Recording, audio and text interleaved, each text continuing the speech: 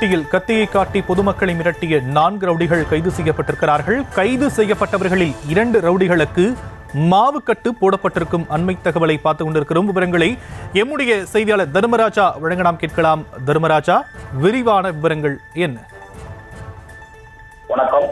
கடலூர் மாவட்டம் பண்ருட்டி அருகே கீழக்குப்பம் பகுதியில் 4 நபர்கள் சாலையில் நின்று கொண்டு அவ்வழியாக செல்லும் பொதுமக்களை வீச்சறிவால் காட்டி மிரட்டிக் கொண்டிருந்தனர்.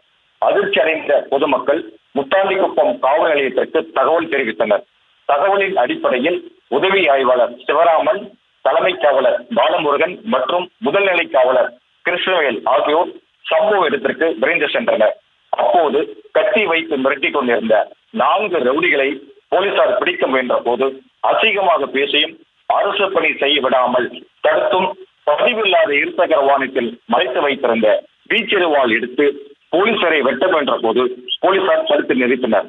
பின்னர் அங்கிருந்து தப்பி இருசக்கர வாகனத்தில் மின்னல் வேகத்தில் சென்ற போது நிலை தடுமாறி கீழே விழுந்ததில் மாம்பழம் என்கிற அசோக் ராமன் என்பவர் வலது காலில் முறிவும், பாலஸ்ரீதர் என்பவருக்கு இடது கை முறிவும் ஏற்பட்டது.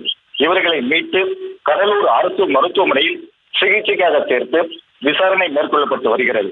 மேலும் கோபு என்கிற அருண்குமார் மற்றும் மணிவேல் ஆகிய இருவர் மீது வழக்கு பதிவு செய்து நீதிமன்றத்தில் ஆஜர்படுத்தி சிறையில் அடைத்தனர். பட்டம்பகலில் சாலையில் நின்று கொண்டு பொதுமக்களை கத்தியை காட்டி மிரட்டிய சம்பவம் அப்பகுதியில் பெரும் அச்சத்தை ஏற்படுத்தியுள்ளது. விவரங்களுக்கு நன்றி தர்மராஜா.